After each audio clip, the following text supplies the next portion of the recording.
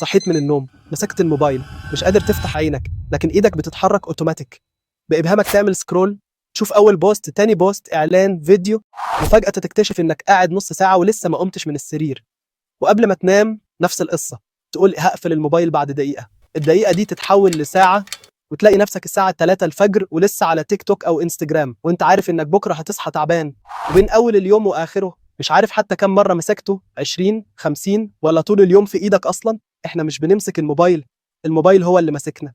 كل دقيقة نوتيفيكيشن، كل لحظة سكرول، وبين كل فيديو وفيديو تلاقي نفسك بتقارن حياتك بحياة ناس تانية، وتنسى إنك بتشوف 1% من حياتهم، مش الحقيقة كلها. الغريب إنك مش حتى مستمتع، بس إيدك بتتحرك لوحدها وعقلك بيطلب جرعته اليومية من الدوبامين. بص يا صديقي، أنت مش ضعيف. الموضوع مش عن قوة إرادة أو كسلك، الموضوع إن في شركات مليارية قاعدة بتدرس دماغك كل يوم علشان تعرف إيه اللي يخليك تفضل ماسك الموبايل أطول وقت ممكن. الخوارزميات دي بتعرف إيه بيضحكك، إيه بيستفزك، إيه بيخوفك، وتقدمه لك بالظبط في اللحظة الصح. زي الطباخ اللي يعرف مقاس الجوع عندك ويقدم لك أكل لذيذ طول ما أنت قدامه. والنتيجة؟ وقت ضايع، تركيز بيتفتت، أهدافك بتتبخر قدامك وأنت قاعد على الكنبة، وحتى إحساسك بالحياة. تخيل معايا شاب اسمه يوسف. يوسف كل يوم بيصحى يفتح الموبايل ساعة كاملة قبل ما يبدأ يومه. في الشغل أي إشعار يخليه يسيب اللي بيعمله. بالليل يدخل يشوف فيديو واحد يطلع بعد ساعتين. يوسف كان نفسه يفتح مشروعه الخاص، لكنه بيقول لسه بدري، مشغول. الحقيقة هو مشغول بس في عالم افتراضي. اللي بيحصل جوه دماغك اسمه حلقة الدوبامين. كل ما تشوف حاجة جديدة أو مثيرة دماغك يفرز دوبامين، تحس بشعور لطيف وتطلب منه أكتر. لكن زي أي إدمان، الجرعة دي لازم تكبر علشان تحس بنفس المتعة. لكن الخبر الحلو، في طريقة تكسر الحلقة دي وتستعيد السيطرة على وقتك ودماغك. مش بيوم وليلة، لكن بخطوات صغيرة لو التزمت بيها حياتك هتتغير. أول خطوة، ضع حواجز بينك وبين الموبايل. ابعده عنك وانت نايم، سيبه في أوضة تانية أو على الأقل بعيد عن السرير، ده هيمنعك تبدأ وتنهي يومك بالشاشة. تاني خطوة، نقل التطبيقات من الصفحة الرئيسية. شيل أي تطبيق سوشيال من أول صفحة في موبايلك. لما تحطه بعيد دماغك هتحتاج تعمل مجهود زيادة علشان تجيبه، وده هيكسر العادة التلقائية. تالت خطوة، اقفل الإشعارات المشتتة تماما، زي الجرس اللي بيخليك تجري ورا كل نغمة. مفيش داعي تعرف مين عامل لايك حالا، اقفلها كلها وسيب بس الضروري زي المكالمات.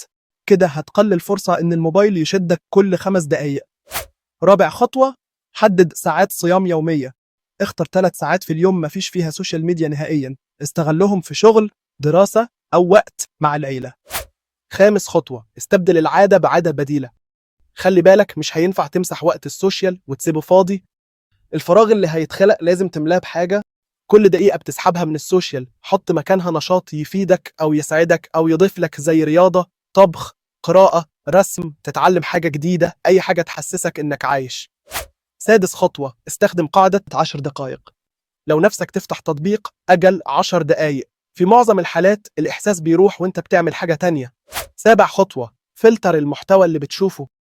الغي متابعة الحسابات اللي بضيع وقتك أو بتخليك تحس بالسوء. تابع بس الناس والمحتوى اللي بيلهمك أو بيفيدك. تامن خطوة، كمان جرب تحدد أوقات معينة بس للسوشيال ميديا، زي نص ساعة بعد الشغل أو ساعة في آخر اليوم.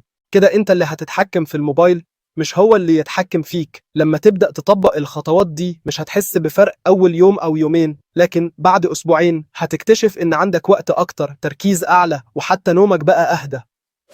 ولو حصل انتكاسة ومسكت الموبايل أكتر من اللازم، ما تعاقبش نفسك. المهم إنك تفهم إيه اللي خلاك تعمل كده وتبدأ تصلحه. إدمان السوشيال ميديا مش ضعف منك، هو نظام معمول علشان يسرق انتباهك، لكن لما تفهم اللعبة هتعرف تكسبها. أنا السيد ستيك، ودي كانت الحلقة الثالثة من سلسلة صلحها مع السيد ستيك، واتكلمنا فيها عن إزاي تفك نفسك من شبكة السوشيال ميديا. اشترك في القناة، فعل الجرس، وشارك الحلقة مع أي حد حياته ضايعة بين السكرول واللايك. وافتكر، الحياة الحقيقية مش على الشاشة،